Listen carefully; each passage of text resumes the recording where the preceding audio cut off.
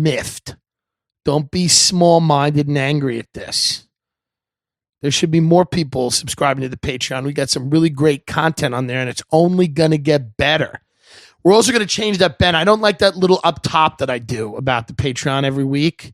Yeah. I want it to just feel a little different. It feels too... So I'm going to do another one where I Okay.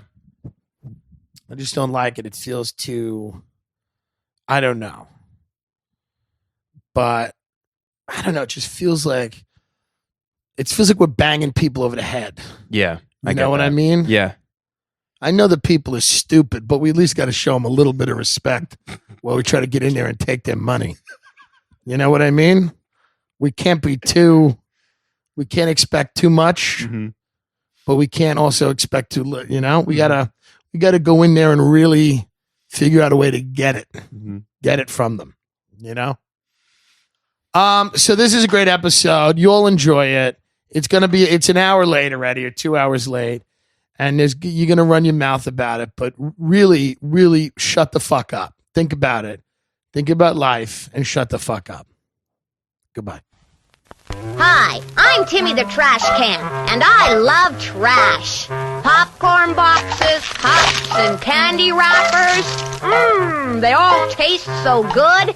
Instead of throwing your trash on the floor, won't you please give it to me? Thank you for considering your fellow patrons. All right. We're recording. Yeah, so no more of that. All right. Ben, sit down. You're making everybody nervous. Standing around. Ladies and gentlemen, welcome to the Tim Dillon Show Patreon episode exclusively for Patreon members. $5 a month entitles you to one extra episode of the program and also unlimited access to the archives. How many episodes do we have for them, Benjamin? 145. 145 archived episodes. Stop asking for the one where I talk about the CEO of NBC Universal. That one was destroyed. You don't get to hear that. They paid me $3,000 and they held that money over my head. And I fucking took that down immediately to get paid. But it's still a great deal. Get in now, folks. $20 a month. You're a Rothschild member. You're the top tier. No, that is not a Jewish conspiracy reference. They are a wealthy family. It means that you support the show. You have a little extra income. Not only do you get all the other members... you get all the other benefits. You get all the other members. If you're a Rothschild member, we give you other members. We're selling slaves, human trafficking. No, if you are a Rothschild member, not only do you get all the benefits of the other members, but you get exclusive, extra long videos that me and Ben do. Desk videos. You get to correspond with us. You get to ask questions. We do bonus episodes just for you. So join the Patreon and be an American citizen. And even if you're not a citizen, you can still join the Patreon. I don't give a fuck how you got here. That's an amazing deal. We're joined today by Kevin Tinkin. Howdy. Kevin's a comedian who lives in Los Angeles, California. I appreciate you pronouncing it that way. We're joined by Jay Saver. You guys have a podcast too. What is your podcast called? Brain Jail. Brain Jail. It's with this autistic man who's twisting the knobs. It's with Ben. And myself and Jace. I like a lot of people that comment on my podcast. They don't get that like Ben's the producer. So they go, this guy's horrible. They think he's part of the show and he just doesn't talk every episode. He says like two things. They don't get that he's producing the show. It's clearly a one-man show. Yeah, they're like, so mad at me for distributing it to them on time, and it sounds good, it looks good, and they want to kill me. But Ben also on my show, he has a weird voice. Like he doesn't talk the way he usually does. He's like, if I'm like, hey, what is the deal with this? He goes like this, like, wow. It's like a weird, yes, you do. He's like, actually. And it's like, I don't even know what. He doesn't talk normally. He's prank calling a hot girl he's been stalking. Hey, actually, how are you? He's like, whoa, wow. The other, not half of Brain Jail, 33rd and the third. Yeah, I'm probably 50% of like total poundage. 50% of poundage on Brain Jail. Jay Avery. He's generous. Hey guys, how's it brother going? of Ben Avery. Raised in Texas. now residing here in Los Angeles, California. Mm-hmm. What is Brain Jail about? We talk about growing up like ex-Christian and then just do like a bunch of like Matt and Shane secret podcast type bits. Just making sure we never have a job in the industry ever. Okay. Yeah, we started out the podcast being like, this is the summer we all get canceled. Right. We got to really just put in the effort every week. Right. You know, lots of what do they call that? Switching, code Switching, a lot of code switching, lots of accents. Mm-hmm. Do you We spare no expense. feel ever nervous about what you say on the podcast? You ever feel like you'll lose some of your endorsements? Absolutely. You know, Do you ever feel?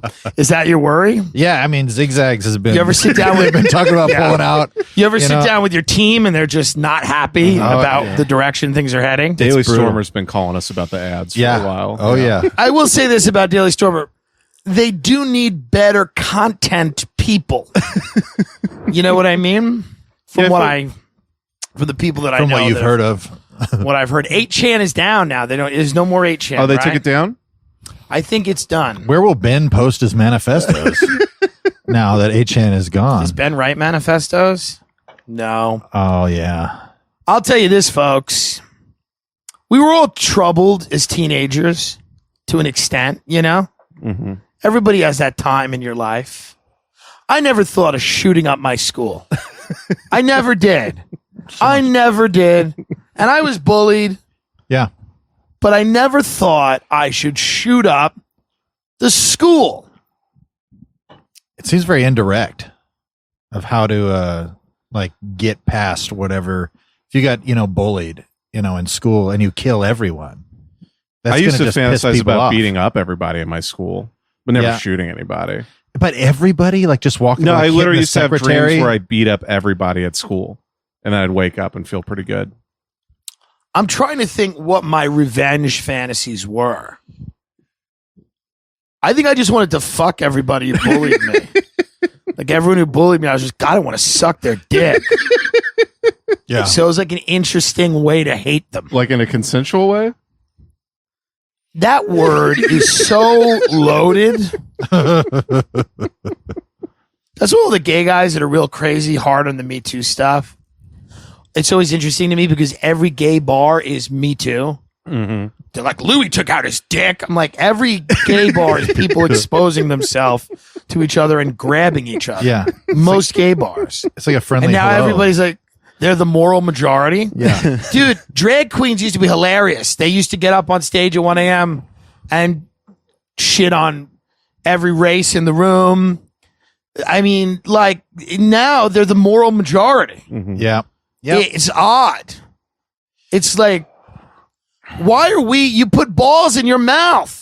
Why are you the moral majority? What's the fun of being the moral majority? Who wants that? Mm-hmm. Who wants to be the fucking church lady that's correcting somebody's grammar? Yeah. You want to be rowdy. You want to be fun. You want to have a good time. Life is too short. Stop holding every grudge. Yeah. People. It's hard to get scolded by someone in a wig. Too. I always feel a little off, you know, and it just takes me out of it. You know. I agree with you. I want to learn. I'm here to listen. Yeah. You know, but the Your fake titties are falling out. there's a lot of action going on. Dude, that it is should be distracting. fun.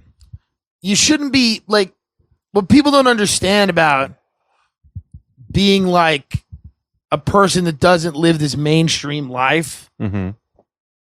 Don't take the worst parts of the mainstream and incorporate them into your life. Yeah. Like being shitty, being judgmental, you know, being fucking boring. Don't fucking do that. Yeah. Everybody wants the rights to be a piece of shit. Yeah. And they're like, you know, that guy's able to be a piece of shit. And like, finally, we're going to march so that we can be a total piece of shit. I'm glad I grew up in a place where my parents and my friends' parents didn't care about us. You know what I mean? Yeah. And rarely pretended to. Mm-hmm.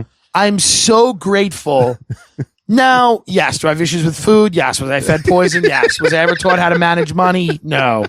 Was I prepared for college? No. Was I prepared for life? No. Was I prepared for intimate relationships sexually or emotionally? No. Was I given any self-confidence? No. Self-esteem? No. Support? No. Was I told anything positive at any point in my life? No. But that being said, we had a lot of fun. Yeah. My parents and my friends' parents all wanted to just have fun. Booze it up, eat it up. Eat it up and booze it up. I mean, that's childhood. They weren't into like, oh, we're going to prepare the kids for whatever. They were into like, let's get this fucking party started. Yeah. My friend's mom, Barbara Magoo, drinking the sangria. That's a real smoking name. Marby Reds. Her last name was Magulahan. Barb would just sit in the chair. Give me some sangria. Give me some Reds. Yeah. She would drive us around in her car, hotbox it with Reds. With kids. His dad smoked Marlboro Ultralights like air. Very odd. Very strange. Didn't even make sense. Why smoke? But they were fun people. How's Barbara doing now? Fine. Really? Doing good, man. Listen, you pickle yourself. They've probably toned it down. You can't go hard forever. It's true. I regret that I wasn't a guy that could handle a pop, a drink. Ben was not a guy that could handle a drink. Nope. Couldn't do it. And I regret that. Now you can have a cocktail. I can have a drink. I can't smoke a lot of weed. Right. Because it'll just be. Yeah, Kevin starts to go kind of bad. crazy. Yeah, I start singing reggae and it gets real bad. I started growing dreadlocks. So it's just cultural appropriation. All over. The moment I started smoking weed. Literally, you just become a Jamaican. I become a You're Jamaican. like, hey, faggot! Get these faggots out of here! Bonbaclad! You're a batty boy! It's like, oh, all right. Yeah. Well, that seems interesting. Yeah. No, I did. It just gets to a point where I stay in my room for like 6 days. Yeah. And I just obsess on. You just go and start. Facts. You just start fights in check cashing places. 100%. I don't even go in there to cash a check. You start trying to cash checks that don't exist. Yeah. Do you know how many check cashing places I was in? Because I was a cocaine addict. Do you know how many check cashing places you just see somebody shout through the bulletproof glass window at somebody else and go, "This is not a check. You're trying to cash something that isn't a check. You drew this. I know it has a denomination of money on it, but they would show up with like something that said like, you're going to get this money soon, or you owe this money." They didn't like, and the people at the check cashing place would have to be like, "This isn't a check." And then people would get so mad. Yeah. Come on, man. It was in a gold envelope. I can't cash this shit. Are you imitating a Jewish person with that voice? Yes. I'm just trying to 100%. I'm just trying to be certain of what's happening. Yeah. Come on, man. I'm fucking Hey, Jewish, I got my passes all ready for y'all. And you can't even cash this golden check? One of the most embarrassing things that's ever happened to me is when I first started doing comedy. Here's the thing with check cashing places. If you have not cashed a check before at the check cashing place, they will call whoever wrote the check and confirm, which no bank does. Like, not that they have ways of verifying it, but check cashing places don't. Call. Right? Yep. And I needed the money right away. I needed to pay rent. And I just done like a gig and I deposited it, or not deposited. I went to go cash it at the check cashing place, and they like called the fucking guy who just wrote me the check, and I look like such a piece of shit. It's like it's somebody being like, "Hi, this is Anna from BLS Check Cashers," and I heard the guy on the other end be like, "What? You're not Tim Dillon?" He's like, "What? Tim Dillon? You write them check?" I was like, "Yeah, I write them check. What's the problem?" Dude, I use check cashing places for very long. Well, they're a great place. If you can, sometimes you can get money at the Save Mart, like at the grocery store or whatever. But that's no fun either because they'll do the same shit. Have you ever been to a check cashing place? I did when I was working at Letterman and I was in East Bushwick. I went to a very violent check cashing place, and they did the same thing where they're like, "Is this Letterman?" And then everybody was like looking at me like I was an insane person. Whoa. Really? Like I'm working in TV and I'm at a check cashing. Yo, that's place. David Letterman. Yeah. Yo, what the fuck? Yeah, they thought I was Paul Schaefer. That's Dave Letterman with no sleeves on the shirt. Shit. Get that auto. Ladies and gentlemen, I have told you several times about the need to relax. Many of you are suffering from anxiety. Much of that anxiety is appropriate. Because many of you are, directionless, and you really don't know what's coming, and it's going to be bad. And I think we've all been kind of clear about that. And, many of you don't know how to handle it, and you're afraid you're going to be alone, and you're right. You're afraid you're not going to make connections with other human beings. You're going to constantly get in your own way, is my point. Many of you have that fear, and that's, that's based in reality and, realistic understanding of who you are and what you bring to the table. But doesn't mean that should be debilitating. You know what I mean? You should be able to get past that. I don't know any successful person who dwells exclusively in reality. I don't. They create their own reality. Okay? They just, it is what it is. They just, waltz from one topic to the next and inject their own idea of what is and isn't true. They don't go crazy with facts and figures, statistics. Many of the most successful people I knew they barely watch the news. They barely have any clue as to what is happening at any given time.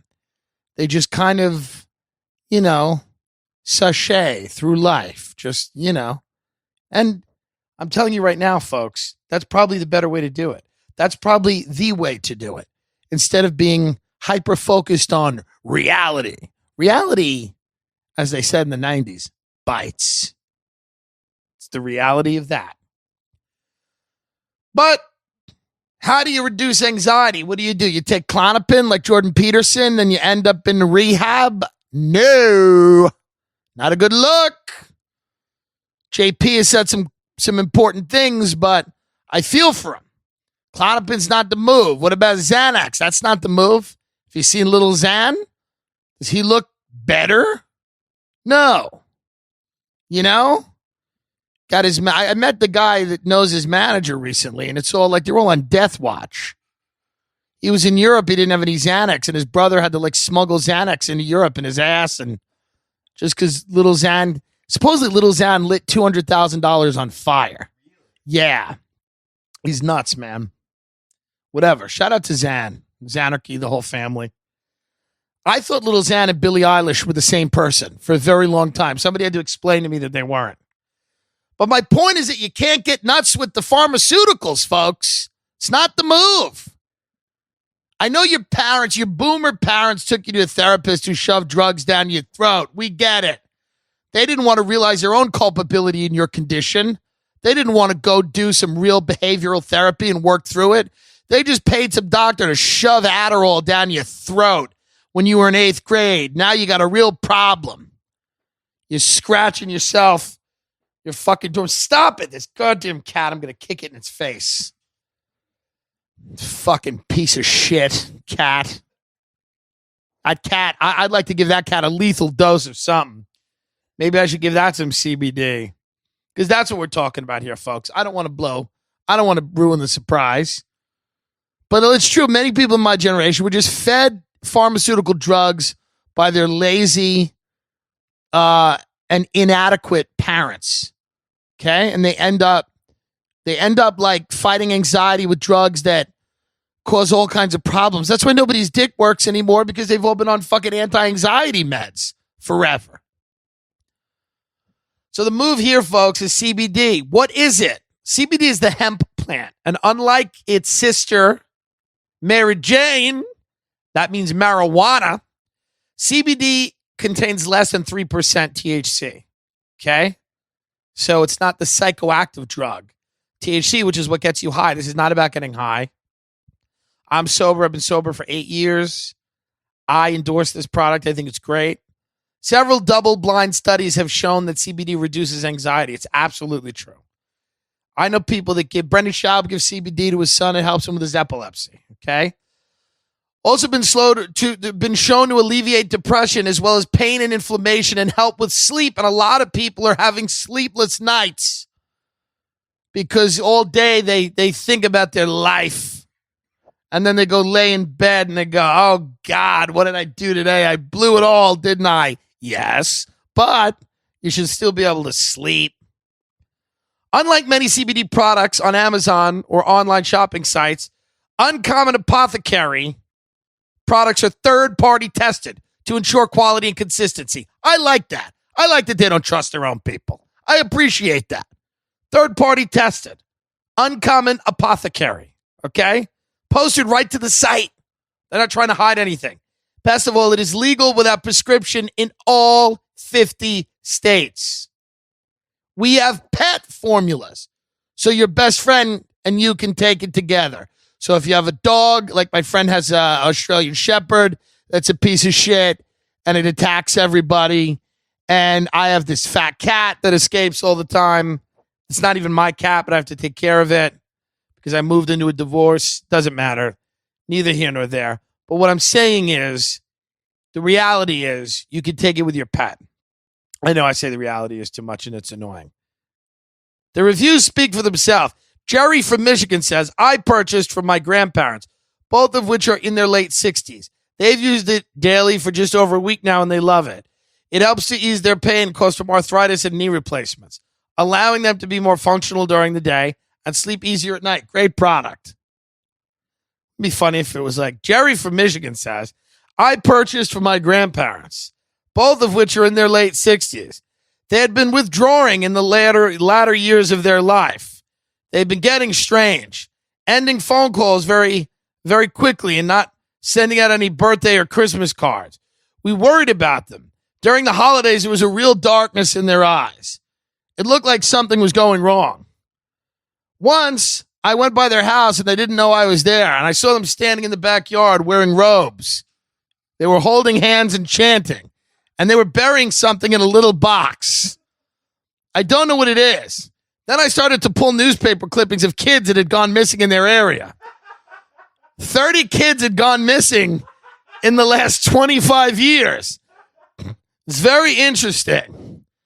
I started to put together that many of those kids went missing in a 3-mile radius of where they lived.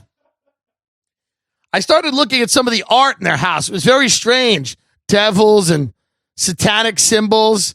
I didn't realize it before. Well, I pretty much figured out that they were murdering children, maybe abusing them sexually. I don't know, but they were a big problem. So we don't bring the kids over there anymore, but they do make a pretty decent grilled cheese. And I did get them the CBD, and they are sleeping easier now. So let's let bygones be bygones. So, folks, head over to uacbd.com today. UA/CBD.com. UA-CBD.com and use the code Dillon15 at checkout to receive 15% off. Dillon15 at checkout. Okay? For every item purchased, Uncommon Apothecary will donate one to local homeless shelters, which I'm against that, but they will do it. That is a joke. I'm all for that. UA-CBD.com. Use the code Dillon15 for 15% at checkout. Listen, CBD is good. It helps. It fights anxiety. It fights inflammation. Literally, it is like a miracle drug. Everyone talks about it. Rogan, everybody that you respect talks about this drug. If you're a fan of my show and you like the show and you're going to buy CBD, this is a great way to do it, okay? UA-CBD.com. Use the promo code Dillon15. You'll get 15% off after checkout. They have all kinds of CBD products. Literally everything. Go to the site, play around with it again. It's a great way to support the show if you are a consumer of CBD, and if not, it's definitely something to try. Thank you. I was like always bad with money, man. I was never good with money. I didn't come from a family that was good with money. I didn't understand money. I still barely understand money. I'm not the worst with money, but I'm not good. I spend too much.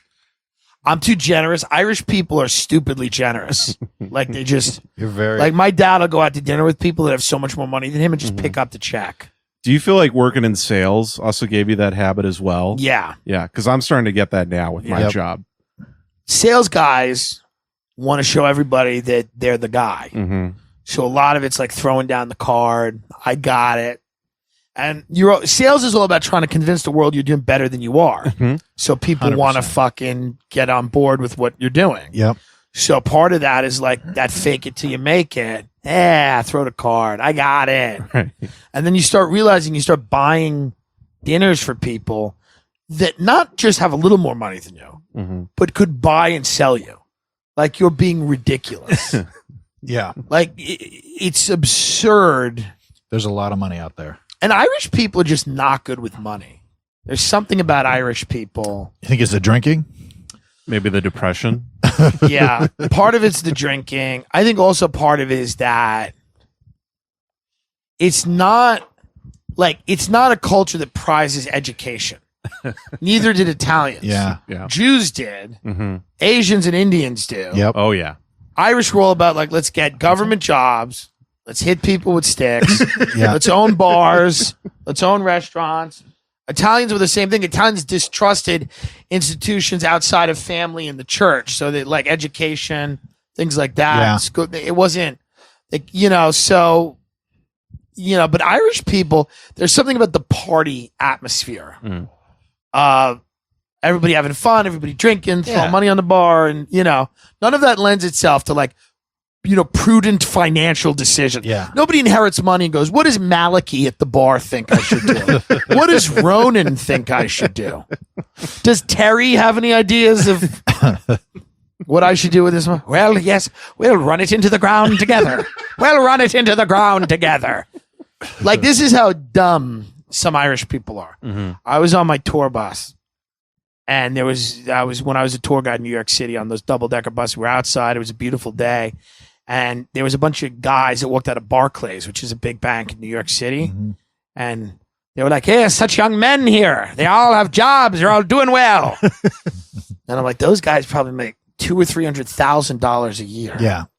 They're loaded. This is how dumb these Irish people are. They go, but they're cooped up inside all day. You got the sun.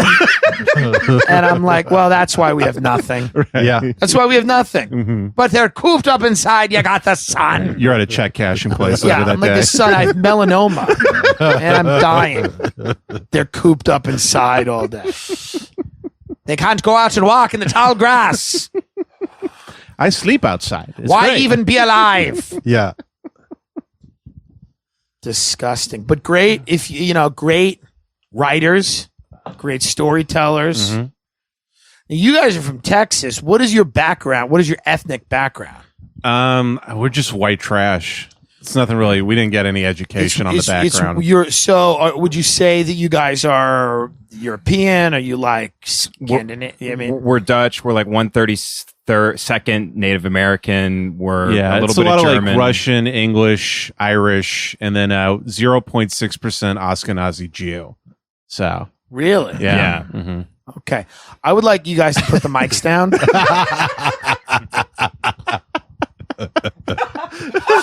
I wish I was told that 2 years ago. Yeah. But Sneak up on you. what about you, Tinkin? What's your background? English, Irish, German.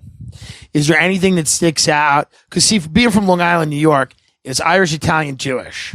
And those are very distinct cultures. Mm-hmm. So like everybody that I know, one of those cultures played like a role in their life. Or, I had black friends and Hispanic friends, Yeah. but those are very distinct cultures too. Right.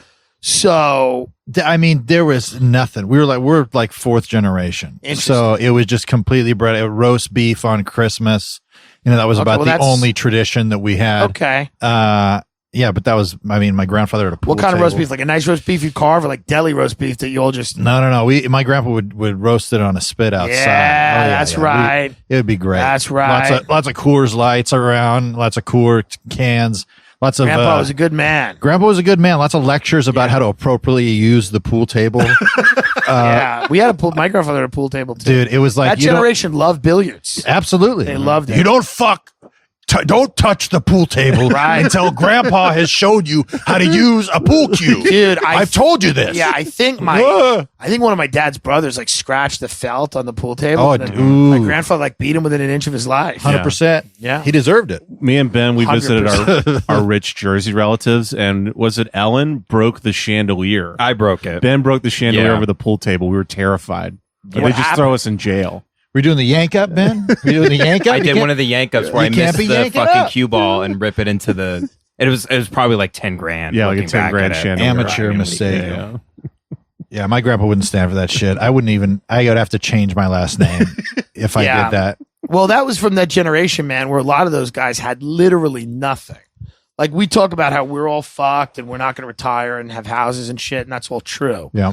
But those guys, like my grandfather started out with very little. He was very poor. Yes, Chelsea Handler, he was white. We get it. We know he was white.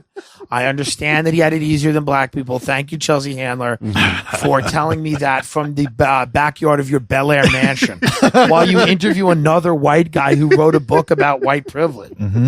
Is there anything that'll tell you more why Trump will win than that scene Yeah. where a white chick who's a multimillionaire, interviews another white guy who wrote a book about white privilege in the backyard of her Bel Air mansion? It's a fucking psyop. It's so bad. It's so bad, dude. Like it was high. They had to be hired by there's Trump. parts to of do the that. doc, and we're talking about the documentary Hello Privilege, It's Me, Chelsea. Mm-hmm. There are parts of the doc that are like fucking haunting because, tons of horrible shit went down. Anybody who says white people haven't had it substantively easier than black people is just ignorant of history. You don't know anything, Yeah. Doesn't mean all white people, but the way that the middle class was created was completely unavailable to black people. All kinds of loans, federal grants, all that shit, owning property, all of that is 100% true. So there's things in the documentary that are like, God, I just wanted to hear that civil rights lady talk more. Yeah, she was interesting. She was fascinating. That one was a hero. So, of course, she was on for about 3 minutes. And then the rest of it is Chelsea Handler talking to her old boyfriend that she hasn't seen in 25 years. Some black guy she was banging at 15 and aborted his kid. And then he goes to jail for a bunch of drug-related offenses, and she dips and goes and makes a couple of $1 million, a lot of more than a couple. Yeah. And then comes back 25 years later with a Netflix crew. Yeah. She comes back with a production crew. See, the I first time dated a she's black seen the guy. guy. Yeah. First time she's seen the guy, and she comes back with a film crew. That's insane. Yeah, well, Tim, she greeted, I don't know if you caught this, she greeted him and she's like, you've been out of jail, what, 14 years now? He's like, no, I was in jail for 14 years. I've been out for 2. Right. She's like, sorry, the sound was muffled. Could you say that again? Would you mind saying that again? And by the way, your camera is camera 2. Could you say it to camera 2? She's like, I'm so excited to see your mother. She walked into the house. She's like, hi, Grandma. She gives the old woman a hug. The old lady's like, who this bitch? She daps up the grandma. Yeah. She's like, daps up. Hey, Grandma. It's me, Chelsea. How you doing, girl? Girl, you want to floss real quick? Let's go. There's nothing more disgusting. I brought me. you a FUBU sweater. Yeah. Here you go. Yeah, Fubu's not. Here you go, Fubu Grandma. hasn't even been in style in years. Yeah, she's wearing a do-rag. You know what's interesting about it? She didn't show up with anything. Like, I guess it would have been inappropriate to bring gifts. Probably.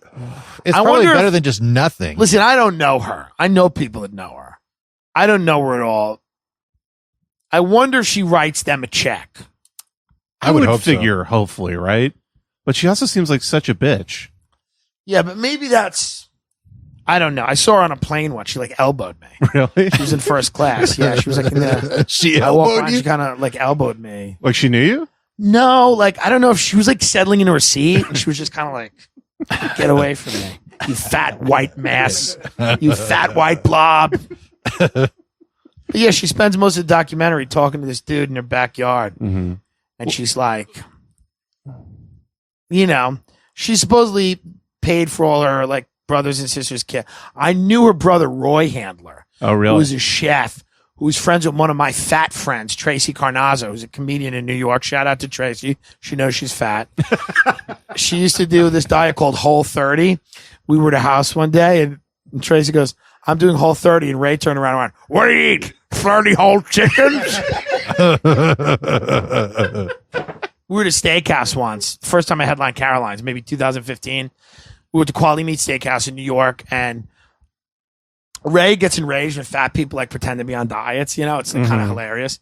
So Tracy, they put an appetizer down on the table, and it's bacon with like miso peanut butter and jalapeno apple jelly. It's so amazing. And instead of just not eating it or abstaining, she looks at the waiter and she goes, I don't really eat bacon. And Ray just looks at her and goes, shut the fuck up. Like mad. But Tracy was friends with this guy, Roy Handler. Like Chelsea had excommunicated Roy for whatever reason. Like he lived with Chelsea for a while, then they got in a fight, and then like she wouldn't speak to him anymore. He lived with her in L.A.? I think they lived together, in L.A. He lived with her for a while, and then they got in some argument and they don't speak. Right. She realized he was white. Yeah, she was like, you're a white, Roy, you're a white man. But she didn't really, here's the deal, dude. She started realizing that when it became hip. Of course. When it became the thing to do. She's a fucking climber. Yeah, and a lot of the people who turned on a dime, like, that's why I respect the fuck out of Janine Garofalo. Janine's been doing political shit forever. Janine was in, like, during the Iraq War, when Chelsea was talking about her puss, Janine was talking about Cheney and Halliburton. Janine's been going up, trying to get people to wake up about shit for a fucking long And getting, like, time. booed in and places. Dude, Janine gets booed. She gets fucking hostile reactions. And she's not full of shit, dude. And she defended Louis and got shit for it. Like, that's the thing. She doesn't like this mob mentality culture because Janine Garofalo is an actual person that gives a fuck. And she's actually used her art to try to get people to pay attention to shit. And all of these people now that are jumping on that bandwagon are complete frauds. And she knows it. She's like, where the fuck were all of you when we were locking people up at Guantanamo Bay? Oh, they'd be Nazis if it got them a Netflix special. Yeah, they don't give a shit about it. Yeah, Mullen said that. Mullen's like, do you know some of these woke people would be Nazis? 100%. They love the iconography of just being part of this movement that they had never questioned. They just love putting it out there. Like, yes, queen. Get him on the train. Nazis are just another, that's yes, queen is just another Heil Hitler. Yes, bitch. I may tweet that. Should I tweet that? Yeah. Tweet it right now. Okay, I got to tweet it tomorrow. You can't do anything if you're not on. New York Time makes everything start to build.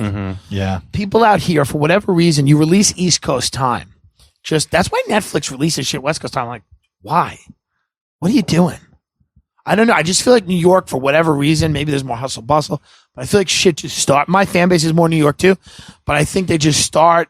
Shit starts to catch fire quick. Well, they catch it first, and then it goes viral by the time the West Coast wakes up. Yeah, these motherfuckers out here are sleeping. We're throwing away 2 hours. Yeah, At least 3 hours. Well, if you know the correct time stuff. Yeah, exactly. Hello, privilege. It's me, Chelsea. Hi, privilege. We're going to pass. I'm privilege. Hi, I'm privilege. And Chelsea, quite frankly, we're good. Right. Hello, precious. It's me, Chelsea. Yeah. She goes and interviews Gabber Sidibe. You know? Hi, privilege. This is Chelsea. Hey, Chelsea, it's privilege. We've met before. We've known each other for a while. And frankly, I don't like that you're not talking shit about me when I've had your back literally forever. Literally forever. I love the beginning of it sets up where you see her house and she's doing all these jokes. Like, I've had it hard. I'm Joe. Because she wants to show that she has like some self-awareness of like. And it starts with her maid cleaning her house, too. Yeah. Her maid's cleaning her house. And then Chelsea's like, I wrote a book called You Gone to Be Kidding Me because I wasn't thinking about myself. I was thinking about being funny. Go back to that. Good. Yeah. You're still thinking about yourself. Not solving the world's problem. You're doing a Netflix. I love how people call her out through the whole thing. They're like, yeah, this isn't going to be solved with like a Netflix special, you retard. Like, no, like multiple people are like, yeah, this isn't what you think it is. Chelsea's like, well, what are we supposed to do as white people? It's like, donate money, donate your time. How about tell the cameras to go home and go make a poor person a sandwich. Yeah. Something. Do something. Go hire an attorney for something. Like, you know. Donate to like the ACLU, anything. She wants these people want Emmys. They want to be recognized. They want a legacy. Because she's probably like, I've talked about my pussy for a decade. Talked about my kaslapis, which is what she used to call her pussy. I talked about my kaslapis for a decade. And I fucked, she fucked, she got in that thing with Joan Rivers. Joan Rivers called her out. Joan Rivers like, you're fine. You fucked the head of E. Yeah. Joan Rivers like, you come at me, bitch. Yeah. I'm the first person who had a late night show. I'm the first woman who had a late night show. Tim, do you think she fucked up by going in the race angle instead of the rape angle? I feel like that would have been better for her, like diving into the Me Too stuff. I don't know, man. I know people that know her, and it's just like there's an intensity to her. You can see in her eyes there's an intensity to her. She's clearly successful. She's clearly driven. She fucking... She's got to hustle, right? She's got to hustle. So somebody with a hustle, man, it's very interesting. I'm sure she is guilty. And I'm sure she does, in her own head, think what she's doing is good. I think that's the thing. And like, it's cynical, but it's also like she believes that this is good. Yeah, nobody thinks they're a bad person. That's how evil happens, is people tell themselves a good narrative about Here's what she did. She goes to Oktoberfest and gets these white people that are buffoons, and they all go, we don't know about white privilege. What do you mean? She gets people that are getting hammered at Oktoberfest to basically go, and then she gets 4 Republican lawmakers, or not even lawmakers, women in like the local Republican Club of Orange County, like brain dead, Chardonnay swilling morons. Like Real Housewives. Yeah, Real Housewife types who are just wasting. The Real Housewives at least have like jobs. These bitches are like, what are they even doing? Like going to fundraisers while their husband fucks some 22-year-old on a golf course? Who knows? Like, she's talking to them like that's the people you're trying to get. Right. Women just posting on Nextdoor, and that's who she's talking to. Yeah, she doesn't. So she easily like just finds these morons. And I'm not saying that there's not a lot of those people out there, but what's the victory there? Right. What's the victory again? You got a bunch of morons to sit in your backyard and they said dumb things. Good for you. Yeah. Well, it's just it's a love story to Hollywood and shit. It's the same stuff because that kind of stuff it's just gonna infuriate the people that it's targeting.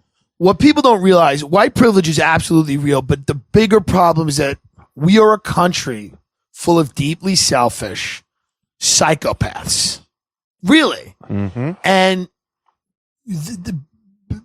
it's like, yeah, is it racist here? Yeah. But there's a lot of problems. And there's a lot of demons running amok. Yep. I did a show in Jersey and I was talking about GoFundMe. I have a bit about GoFundMe and perfect American attitude. I'm like, you ever donate to GoFundMe? And a woman in the front row, fat Jersey beast, goes, who's funding us? The perfect American answer. I did a thing about Billie Eilish. I'm like, isn't this weird? She's bleeding out of her eye. Something's wrong there, right? She's dressing up like Satan in the videos. And then somebody in the back goes, she makes a lot of money. I'm like, well, that's America. Oh, say can. He has the same heckle when you're talking about Epstein. I mean, this is a country where people brought their kids to Michael Jackson's bedroom so they could get fucked because he had a nice house. You get a free trip to Hawaii. This is America. Yeah. These are the people that live here. If it was only racism that was a problem, God, would that be a breath of fresh air? If it was strictly race that these people were weird about, and I'm not saying that's not a huge fucking problem, but I mean, we're living with people that are just completely fucking unhinged. Yeah. Corporations are like buying all the water for the next 20 years. Yeah. Dude, I'm telling you, I say it as a joke, but I'm telling you right now, there will be an American Ninja Warrior type show where people will compete for insulin in this country. And the people competing will say, it's a privilege to be here. I'm lucky to be here. I love all those competition shows people go on. They're like, I'm lucky to be here. I'm so lucky to be here and get out there and be judged by Chrissy Teigen and some other people that are collecting a check to sit in judgment of my passion Yep. and tell me whether or not what I should do with my life. Mm-hmm. You know? That's why I respect the boomers that raised all of us, the drunks. Ugh. You know? I wish there was more alcohol in my house. My mom would do a Bartles and James, and then we'd watch Romancing the Stone, and she'd complain about Dad not loving her enough. Yeah. And I'd be like, Mom, it's okay. It's all right. Just hit me. Yeah. Let's get it over We've all had with. such happy lives. yeah. God, everything's a nightmare. Every time one of us opens our mouth, it's a goddamn nightmare. And Mother would sit on the couch and sip tea and cry softly. And I would braid her hair and put makeup on and tell her that no one could see the bruises. I mean, Williams.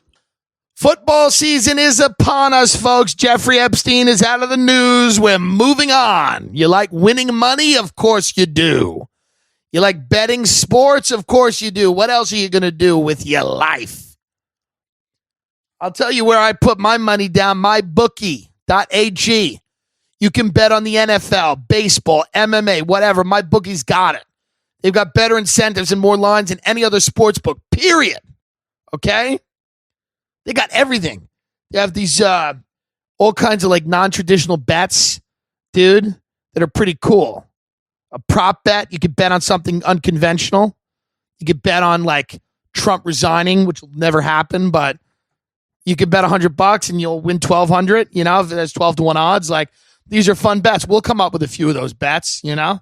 We could do like, you know, you could bet that Ghislaine Maxwell would be arrested, which obviously she's not going to be. But you could do bets like that. It doesn't have to be sports. But listen, they're great at sports. And I'm telling you this right now, folks. My pick right now, okay, I'm going to say Monday Night Football, Chicago and Washington. I say the Bears -4. And under Redskins team total 19. I don't know anything about this.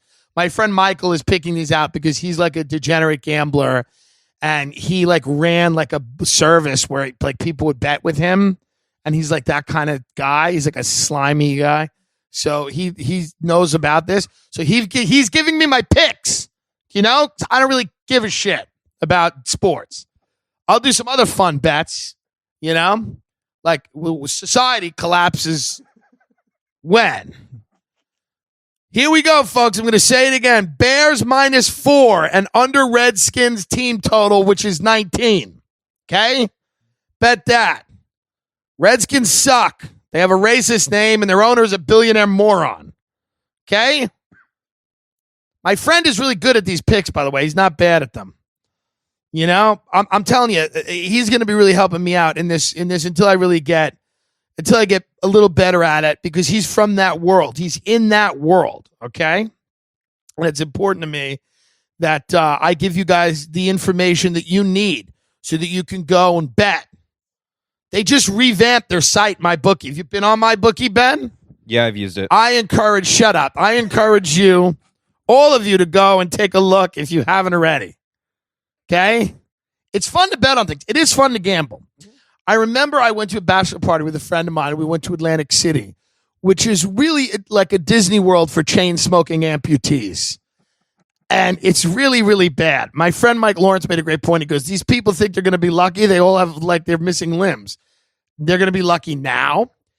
It was interesting. We went to Showboat Casino, which was like this horrific kind of racist, like, you know, themed casino in Atlantic City that was going out of business right next to Trump's casino, which was also kind of going out of business. People are just, you know, doing heroin in the bathrooms, and, you know, there's rats running around. But I mean, I was playing, I think, 3-card poker. We were just having a good time. It's fun to gamble, and it's much more fun to gamble and not leave your house. That's the move here. You can win money. My audience can do it. You can do it. You can win. Why don't you win? Why don't you go and be somebody? Stop listening to your fiance run her mouth. Go and take life by the fucking balls. Make a little money, and then you tell her where you're going on vacation. Okay? You know she's disgusted with you because you don't have the kind of money that her friends' men do. You know? She's got to talk about how funny you are at brunch with those other birds. It's disgusting. Win a little bit. Get a little money. I'll tell you right now, that's the way to do it. And don't do it in a traditional way. Who cares? The working man is a sucker. Don't be a sucker. Take all of the money that you earn and bet. Okay? Double your first deposit now. If you use promo code Tim, you get 100% bonus on your initial deposit, up to $1,000. If you deposit $500, you get $1,000. If you deposit $1,000, you get $2,000. Don't be stupid, folks. If you like to bet, this is the site to bet 100%. And if you don't like to bet, you're a pussy bitch, and nobody respects you. You have a soft penis, it never gets hard, and your wife stands there waiting, and then she goes in and masturbates in the bathroom because she married this fucking cuck that is afraid to go out there and take a chance. You're afraid to risk. Okay? I'm telling you, the Bears are going to win Monday night. I've looked at the spreads and the statistics, and I've done the work. I've done my due diligence. Okay? The Bears have a great team. They got the big guy and then the few other ones. They're going to fucking win. What do the Redskins got? What do they got? They got nothing. They got a bunch of Nazis running around. Their name is the Washington Redskins. That's a real name. Can you imagine that's a name? That's ridiculous. What are you going to, I mean, what kind of organization would tolerate that? They should change their name to the Washington Intersectional Feminists or something that's respectful and positive, like the Washington, Native American Alliance. I don't know. But what do you think about the game? You ready for the game? The Bears? I'm ready. I'm coming. Who's your over to favorite watch on the Bears? Everybody loves the big guy. He's You're a everybody's faggot, favorite. Ben. Everybody says Ben's gay, and I tried to let him defend himself by having some sports knowledge. And of course, he's got cum in his throat, and he can't say anything. I'm betting on the PGA Tour tomorrow. Oh, the PGA Tour. Yeah. That's good. You bone smoking queer. Fucking you can't watch football. He can only come if his chick fucks him. Okay? Say my twink seems gay. You faggot. All right. Folks, I could say the word faggot because I am a black gay man. Double your first deposit now. Folks, who's even thinking about this? Get in there and start betting. If you enjoy my show, if you have the balls to make something, if you want to win, get in there. That's MyBookie, MyBookie. And don't forget to use the promo code TIM, TIM, when creating your account to claim the bonus. TIM is the way you claim your bonus. Deposit $200, you get $400, you play around, you have some fun. Report in. Show me that you've won. Show me that you've won. We'll talk about it on the show. We'll talk about you on the show. We'll bring you out to LA. You'll be famous. I'm telling you. Win a few games with MyBookie. I'll bring you out to LA. I'll get you a movie deal. And then make a movie about your interesting life. Okay? I'm so excited for this game on Monday. I look like a guy that really wants to always talk about football. People come up to me and talk about football with me all the time. I just stare at them. I don't really watch football, but I look like a guy that would care a lot about football.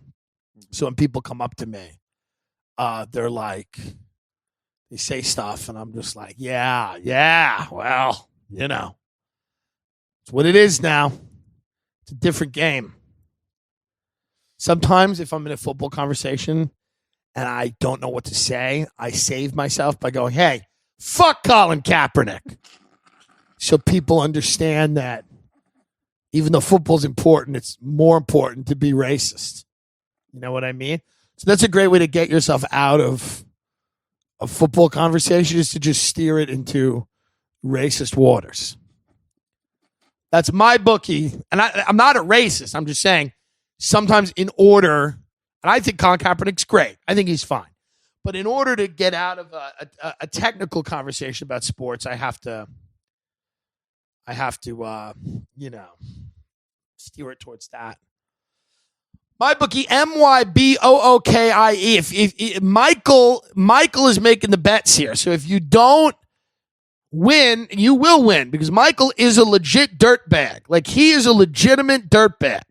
100%. Like is a garbage person. Fucking, he cares about sports, and a long time ago he was, hookers and sports and cool shit. I respect that. Everybody loves whores, by the way. What are you, nuts? Every person you respect loves whores. Okay? Every fucking fun little comedian or actor you think they're like wholesome. Let me tell you right now. They're whipping someone in a hotel room. My bookie, MYBOOKIE.com. Tim will double your money. Get in there and win. Teach your kids how to gamble. Life is about chance. Everything is gambling. The economy is gambling. Risk, reward. Do you get that, dum-dum? Take a risk. Stop going to college and taking out loans and getting degrees, you failure. You know that adds up to shit. The guys that really make it are the ones that take risks, take chances. I know a lot of people that have gambled and won. Yeah, there's a couple of people that gamble and lose, but you can always get back up, dust yourself off, and win again. That's what people that are addicted to gambling, they think they're kind of addicted to losing because it's like that great feeling of just being like, I'm bottomed out, but I've got nowhere to go but up. And that's what I want for you. All of you, I want you to feel that feeling. That you have nowhere to go but up. You're going to win. Tim is a promo code. If you enjoy my show and you want to fuck around, if you're a man with a big penis that you put wherever you want with consent and everybody's happy about it, and you've got that kind of penis, if you're a weird man, a beta male, and you don't have a penis maybe even, then maybe don't. You know? But if you are a man, and you're a woman too, if you're a woman or a man, I mean, largely the audience is men, so I'm not going to be an idiot here and start, act like I have an audience of a ton of women. I don't. Some of them listen. I respect. They're intelligent women. Let's be honest. The women that listen to the show are a little intelligent, and a lot of them out there are not. Let's be honest. And I'm not saying there's a lot of men that aren't intelligent too, but the women that listen to the show, they're on a higher vibrational plane than the rest of them. That's it. Sorry. Same with the gay people listening to this show. Men. Anyone who's listening to this show, you are on a higher vibrational plane than the rest of society. You are better than they are. And that's why you should gamble. Okay? Because you got it. They don't got it. You got it. MYBOOKIE.com. Tim. Use promo code Tim. If you like my show and you want to take a chance, get in there and make me proud. Make your daddy proud. Make your wife and kids proud and win some goddamn money. For Christ! Bob and Sue. My friend Paul had these parents, Bob and Sue. A Sue has always got to be a crazy bitch. Oh, yeah. A Sue. You know? Sue's not a good name. I have an Aunt Sue they call her Charlie because she closes down the bars with the boys. Charlie? They call her Charlie. Her husband goes, Charlie! I love it. She's great. Charlie!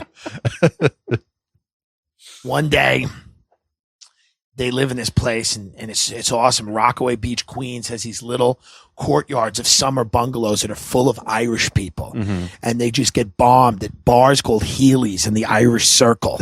And one day, not my family, but the family that lived across the little courtyard from them, the daughter came in and she was bomb. And you could tell she was just wobbling.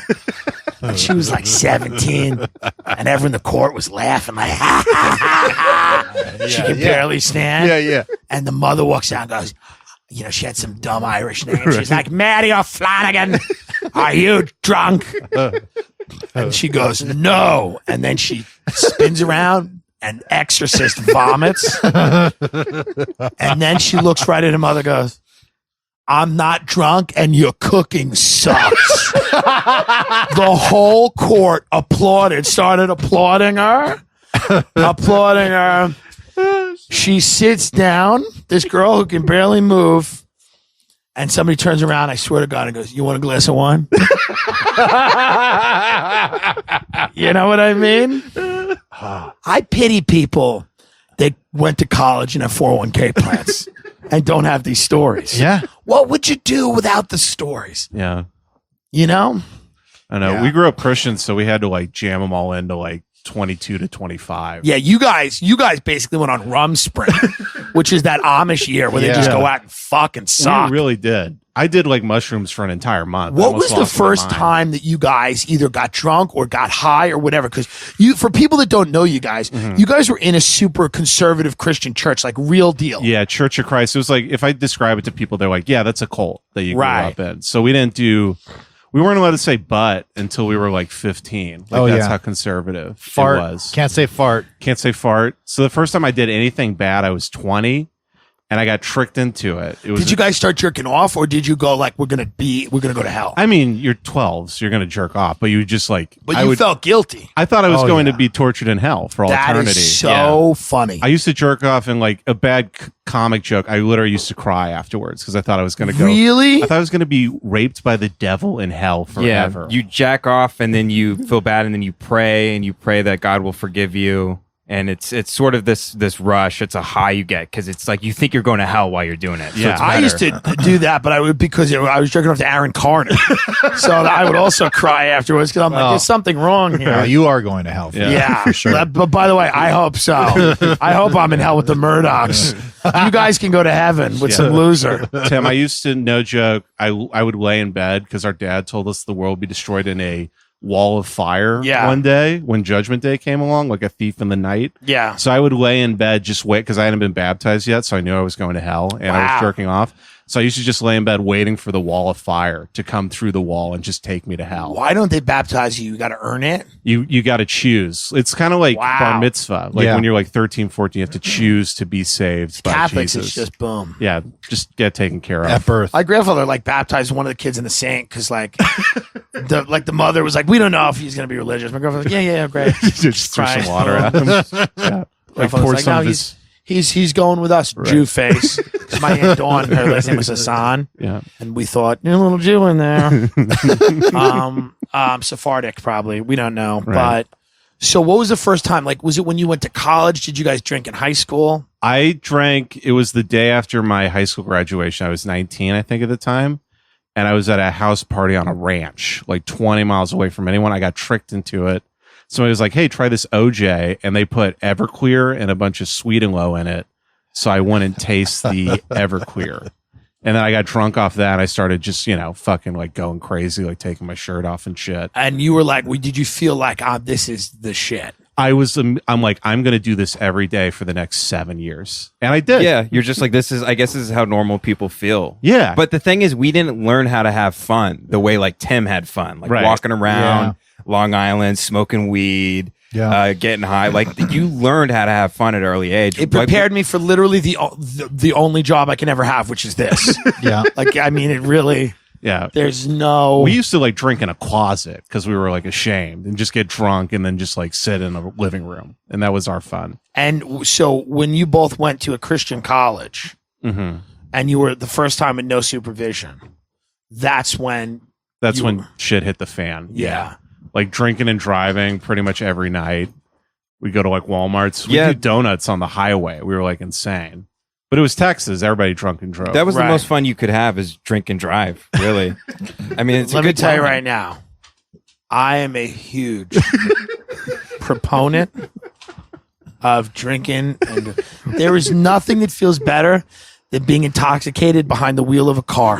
What was your go-to song that you Guys, listened these to? dogs got to calm down. This fucking Aussie needs to be fucking getting CBD oil. Cut it out. Yeah, she needs a CBD. Sorry, they hate drinking and What driving. was your go-to playlist you would turn on when you drink and drive? I like 3-6 Mafia. So the album, what was the first G Unit album? Was it Get Rich or Die Trying? That was 50 Cent. Yeah, Get Rich or Die Trying. Into Club. Yeah, Wankster, all that. Yeah. That was a big one. Diplomats. Sure. Blueprint 2, Jay-Z, Godson, Nas. You know? Good shit. I'm the last real alive. Come on, it's the Patreon episode. I'm the last real alive. Jada Kiss, The Locks, Styles P. I get high. Oh, yeah. Little Billy Joel. Oh, sure. Police. Hendrix, Job. I mean, it was eclectic. We were all over. I was all over the place. And then, some emo shit, some Blink 182, some starting line, best of me. The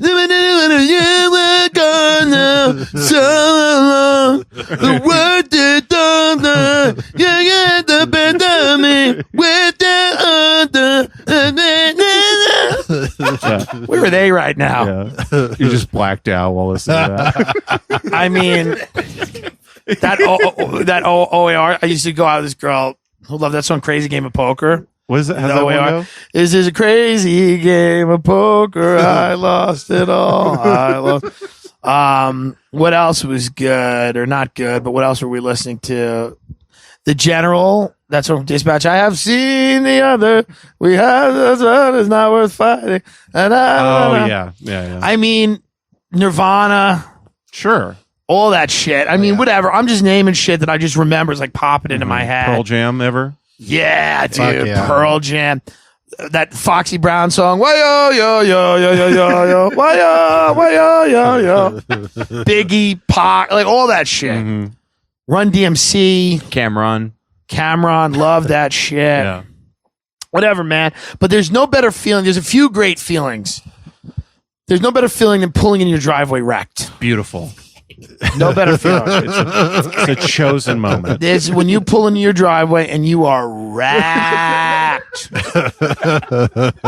And you just pull in, you take the keys out of the ignition, get out of the car, you light the ciggy, and you're like, I'm home, and I'm a smart guy.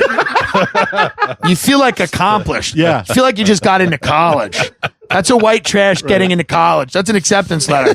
You're like, I'm smart and I'm responsible.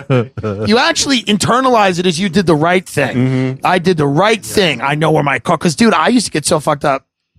I'd wake up, I'd go to this bar in my town, and I'm like, where's my car? And they're like, we don't even know. And I'm like, what happened? And they're like, you went to another bar. You were doing coke. I was like a big lunatic Republican. They're like, you were doing coke and yelling about how the Iraq War is the best thing that's ever happened, and that we need to honor our commitment. They were like, you were just screaming and talking about we need to honor our commitment to the people of Iraq. Some fat guy coked out like, we need to honor our commitment to the Iraqi people. What about the Kurds?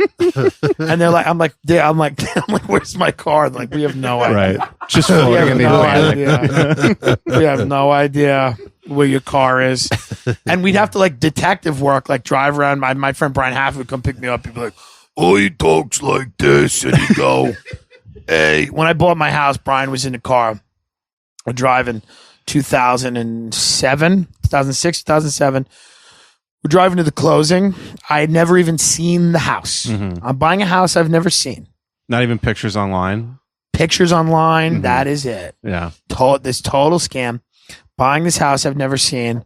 I'm in the car. My friend Brian Haffey. He goes, where are we going?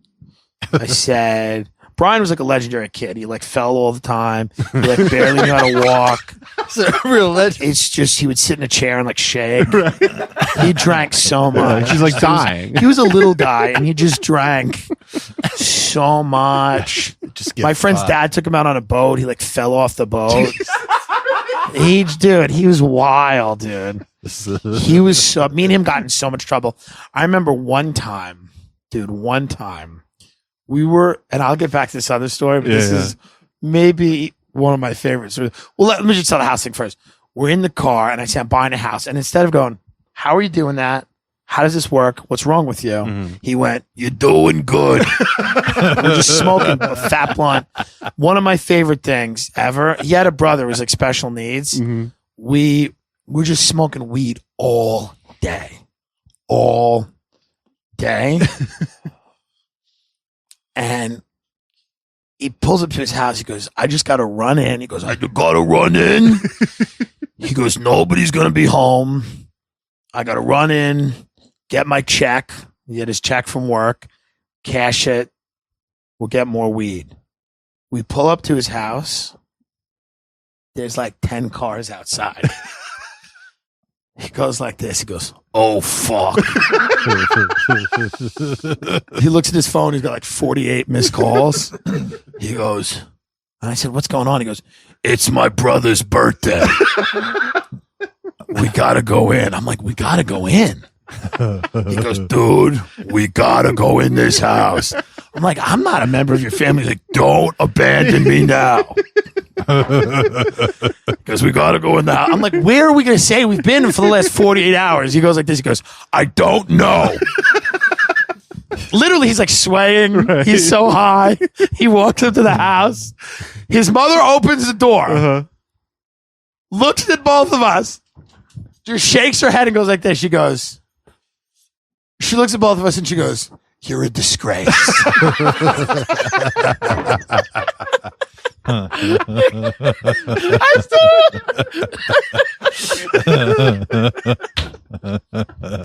We walk in, his brother's like smiling, his brother kind of knows. We're saying hello to the family. We smell like weed. The family's staring at us like friends are there, neighbors are there. It's totally embarrassing. So we walk back and his father comes out back and he goes, you think you two guys will ever get tired of being total fuck-ups? Brian goes, yeah, we didn't know. I forgot about it. Dude, he was a guy. Dude, when I bought my house, we just used to get high in the house I bought and watch Reno 911 DVDs. We'd watch seasons of Reno 911 and the Enron documentary, Smartest Guys in the Room. Shit. We loved it. We'd watch it over and over again. Just so fucking high. That sounds amazing. Dude, in a house that was like decorated like 1970s, it had like thick carpets and weird wallpaper. I had just bought it. The market had just crashed. I was trying to get tenants in it. I was like 22 years old. We had this fat raccoon.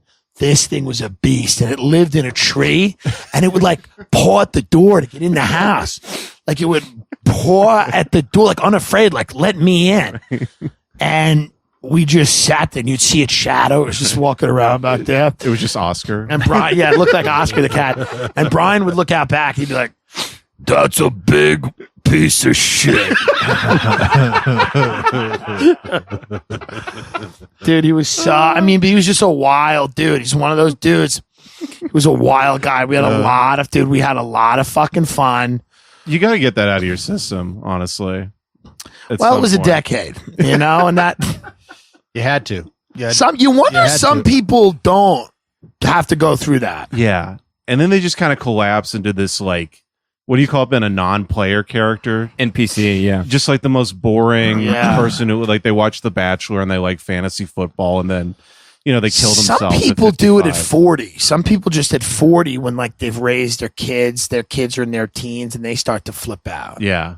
Like a Jimmy Buffett type guy. Yeah, some people have that midlife crisis. Dude gets a sports car. He's like, folks, last week, me and the great Ray Kump had the privilege of calling BetterHelp, an online counseling service, and we filled out their easy questionnaire. It only took us about 35 minutes, and it was nice.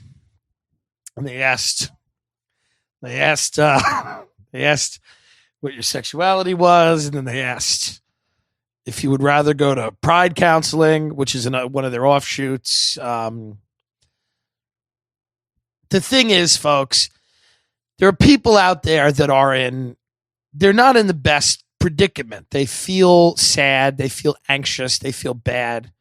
And that is legit. We have a huge mental health crisis in this country that goes unaddressed. And then the people on Twitter that supposedly care about mental health, when they have the chance to try to rip Shane Gillis's life apart, they really hop on that. What about that guy? What about his mental health? I don't really care about that, huh? Interesting. What about the Covington kids' mental health? How about all the death threats they sent to them? Is that healthy? I don't think so. It's so funny. It's around Emmy time in Los Angeles. Nothing would really make me happier than to watch everyone in this place burn. The thing about BetterHelp is that it's sometimes you need help, and you go on the internet, and sometimes you end up in a cult, or you end up marching with a tiki torch, or you end up thinking that you are a fairy woodland creature and that you're a gender from outer space. I don't know, but those aren't really you don't want those results. You want to go to BetterHelp. They have good counselors too. I don't know that for a fact, but what I do, they have people. Someone there will answer the phone, and they will talk to you. What do you think? A therapist is good because they have a degree on their wall? Hey.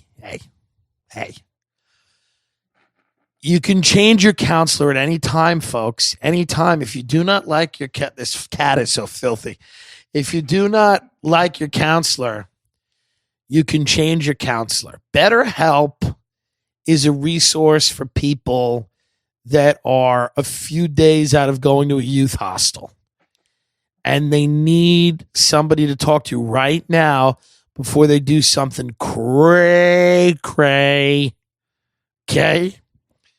They could do something really cray, like going to an open mic. Before you go to an open mic, start doing comedy, call BetterHelp.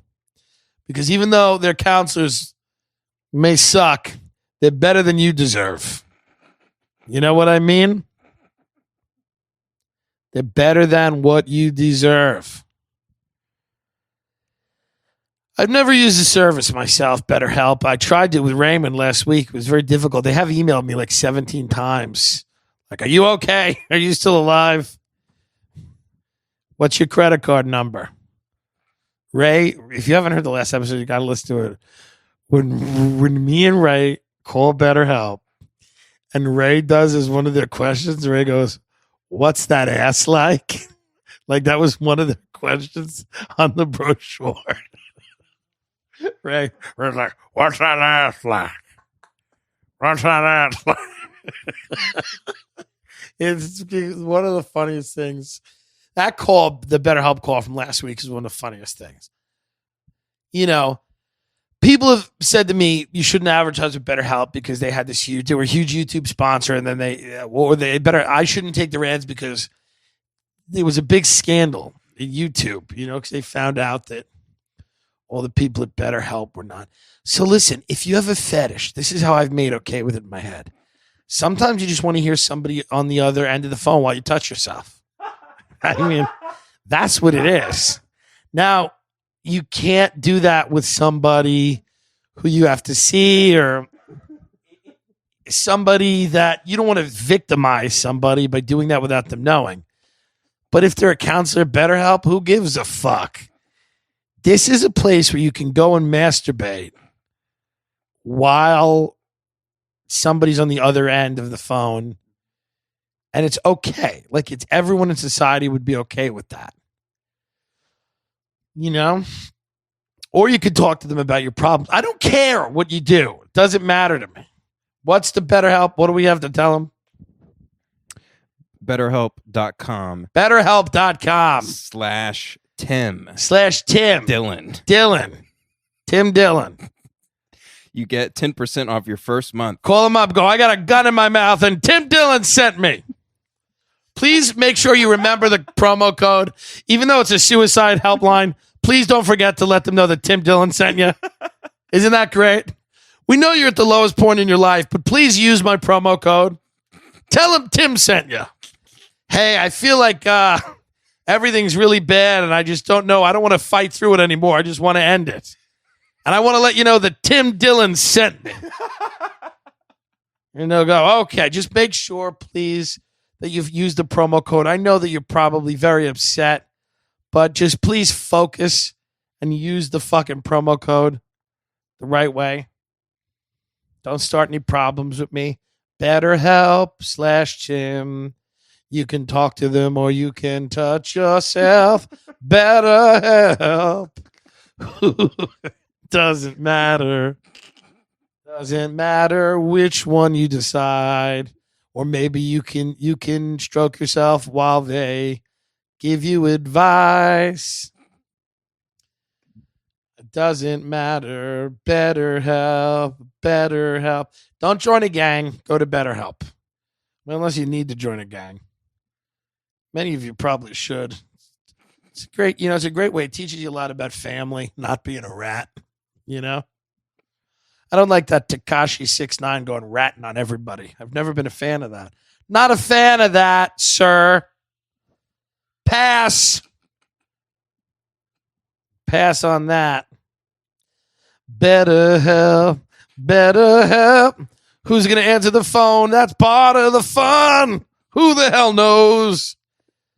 The person answering the phone might be more fucked than you. BetterHelp. Such a funny title, BetterHelp. It's like, better than what? Better than nothing. It almost should call itself Better Than Nothing Help. BetterHelp. All right, folks. But I mean, what was your first? Because you were a golfer. When did you start boozing, Ben? I didn't start drinking till I left the church. And this is what I'm saying. Like, I didn't know how to have fun. The first time I drank, I watched that movie, Paul. Do you remember that piece of shit movie with Simon Pegg? Yeah. And it was with the alien. I drank 12 shots watching that movie with my friend of Smirnoff apple vodka. Jesus. That was the first time I ever drank anything. I drank 12 shots and I threw up. And then that was it. And it was like, I woke up, I was like, that was awesome. I was like, that was the best time I've ever had in my entire life. Right. And that's what I did every night for like 7 years. You were like, this was amazing. Yeah, it's like I'm trying to think the first time I remember drinking. I think I was in 11th grade and I went with my friend Ryan Wassleger, who's now married and has a kid and is a good dude. We went to the Roosevelt Field Mall. Okay. And we had dinner at this place called the California, whatever it was. It was like some bullshit Long Island's idea of like an upscale restaurant. Right. And it was like, it was like California style grilled pizzas and salads and whatever. And their special was like apple martinis. So we just started drinking these like sewage colored apple martinis. Just like ecto cooler color, like that green. Mm-hmm. And we just got kind of drunk. And I remember his dad came and picked us up, but we like played it off. Now, by the way, I had done every other drug before that. Really? I had done LSD. I had done cocaine. I had smoked weed. I had taken pills all before that. But from 13, 14, 15, I'd done all that shit. But the first time I drank was like in 11th grade. Mm-hmm. And then I started falling in love with booze. Yeah. I love booze. It's great. Makes you feel good. There was nothing better than weed the first couple years that you got to smoke it. It's better than booze, but then the weed stops working.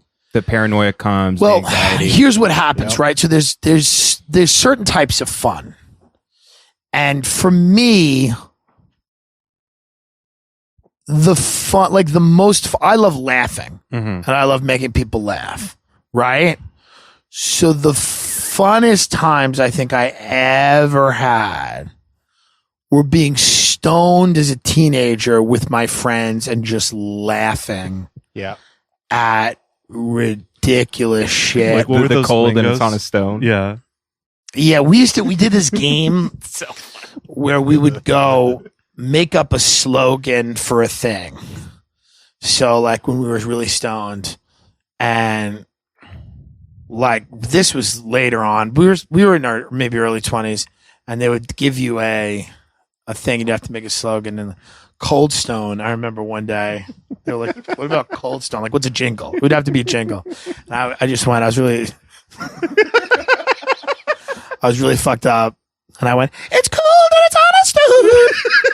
I went, it's cold and it's on a stone. And we just laughed so hard. We just started laughing. We were all community college and had no money and no jobs and still don't. But it like that dumb, like walking around a mall food court and just getting free samples, eating a ranch one chicken sandwich, laughing and being like, none of this matters. We can still save our lives. Yeah. And the drinking in high school was a lot of fun. I had a lot of fun drinking in high school. And then right after high school, then, I was in college, and then it starts to become a little less fun because you're at a community college and all your other friends are going away to college and you're smoking weed with a guy named Buns. So people update me on Buns. They're like, I know Buns. And they're like, my mother gave Buns his nickname. I didn't even know Buns that well. He just had great weed. It was maybe the best weed I've still ever smoked. And we would smoke it on the top level of the parking garage at the mall. Loser shit. Real loser shit. Like, not even fun loser. Mm-hmm. So like when that era, so I was like, and then I got into mortgages and I discovered booze and coke, which I never really did at the same time. I was always just like either cocaine, like it was weird. I just liked blow. I never really mixed a ton of drugs. I was kind of a pussy. I was like, I don't want to OD or whatever. So I never mixed a lot. That's probably the only reason I'm alive. I never did like pills and blow. And if I was doing, I would do like pills weed. And booze will kill you the first time. Yeah. So like I didn't do any of that, but that level of fun was like, I had a car. So then that's a whole different thing, right? So you have a car and you have to worry about your car. Like I own a car or I have a car. You have to worry about that. But when you're 15 and you're just walking around your town shrooming out, smoking weed, shrooming out. There was my friend's mother, Barbara Magoo, had okay, I'm going to say a slur. Okay. But let me tell you, tell you why I have to say it. Let me tell you why I have to say it. Let me tell you why I have to say it, okay? Warming up for this. This is not I'm going to This is not something that I endorse, but I have to say it because this is what happened. I don't want to lie to people. Right, sure. I don't use this terminology You're anymore. a storyteller. There were two people in our town that had a light green Ford Taurus. And one of them was my friend's mother. The other one was the guy that delivered for the Chinese spot. So every time we would see this Ford Taurus, and we were like stoned. We didn't want to talk to his mom. So we would dive behind a bush. And then one of us would just be like, it's the chink. It's the chink. I'm proud of that, but that's what happened. Yeah. We didn't hate the guy, but that's what it is. He probably saw us because those two fat fucks. Oh, it's a fat faggot. So that's why I had to say the slur. Right, you had to. I had to. I couldn't say the C word. Well, you called him a cunt. Why are we calling him a cunt? That's the reality.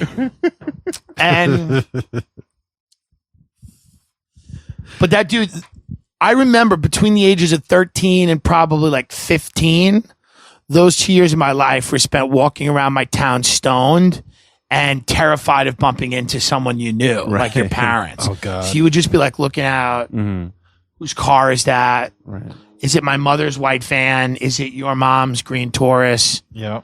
Well, we went to college, me and Ben, in the town where we grew up. So we had to go to church still 3 times a week. So there was a lot of times I was throwing up that morning. There was one story I threw up that morning, ironed my new slacks to go to church because my family would be suspicious.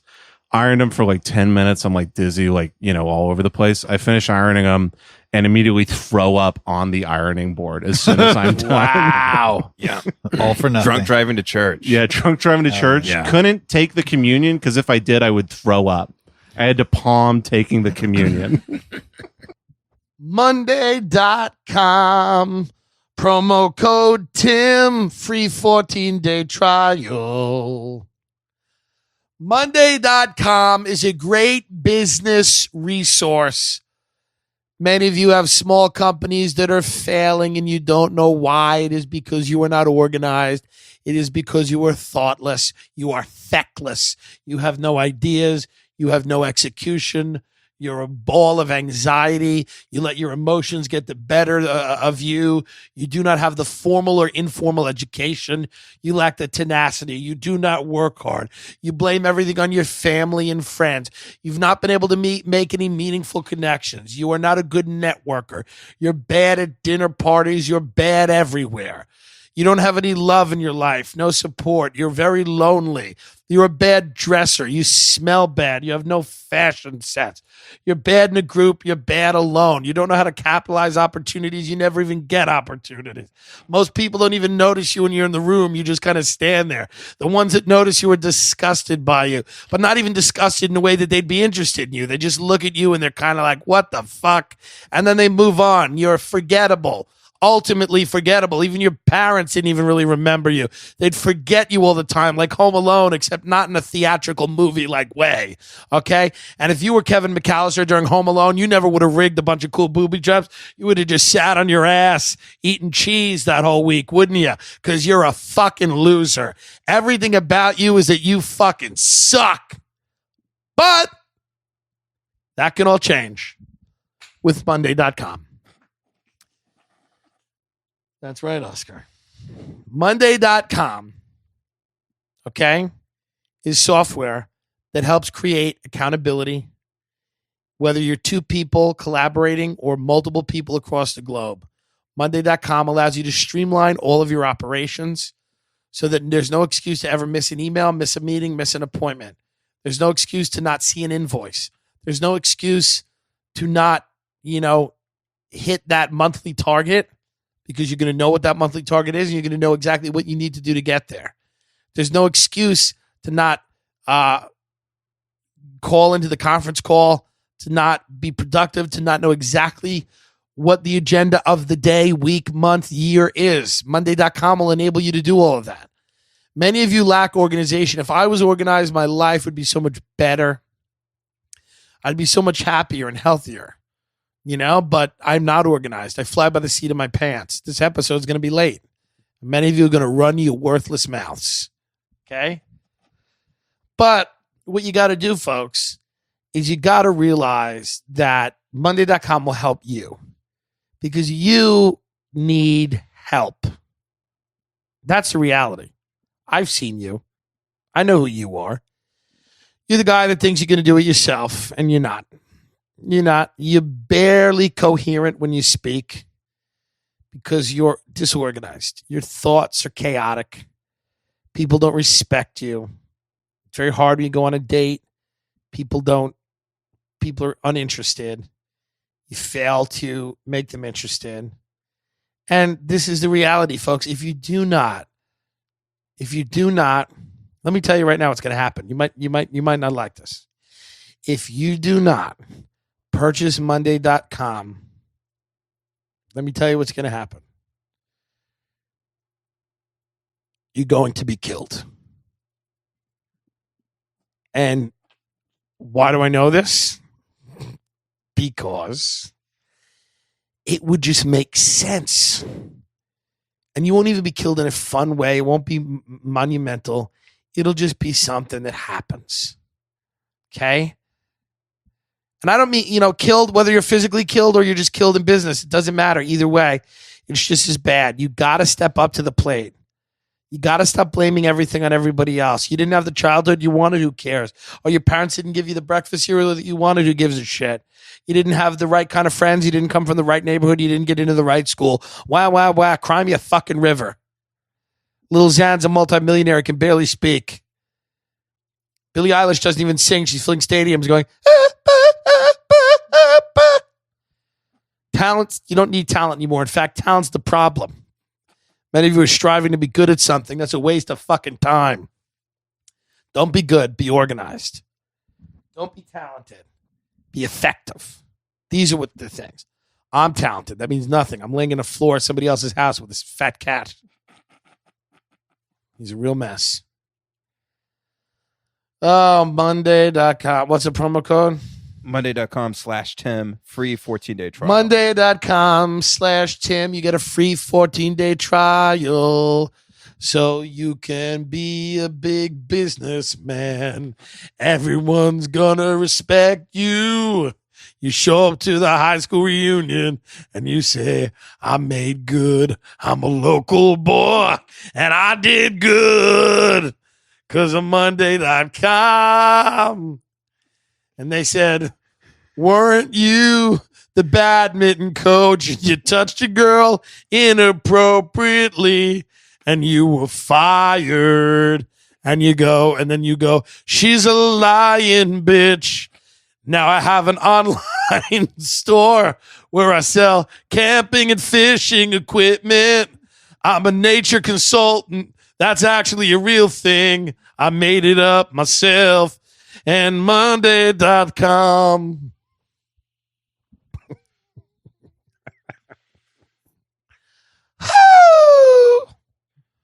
Monday.com. You like it? You know, man, in the UK, we do it a bit differently. It's fucking Monday.com. Monday.com. Promo code Tim. Okay? You fucking Geordie. You fucking Scouse. People from Liverpool are called Liverpudlians. I like that. I think that's a fun way to do it. All right. Go away. What do you think diverted you from golf? Because you were tapped to be like a real golf guy, right? Yeah. I mean, I was all state in high school and I played in college. The problem is, dude, is freshman year of college, my family left and I didn't have any friends. And that's when I stopped going to church. And so I had a huge falling out with them, you know, because my dad's very upset. My mom's upset. I was going to a Christian college where everyone was Christian. So I was very isolated. I was very lonely. You were also living in an empty house by yourself. I was living in the empty house that I grew up in because mom had That's sold where the you met house yet. Katie at college? Yeah, that's where I met Yeah. Katie. So my first year, I gained they call it the freshman 40. I gained about 50 pounds. So you just lost interest in golf. I lost all confidence in myself. I thought I was an asshole because I didn't have any friends. I ate alone every day.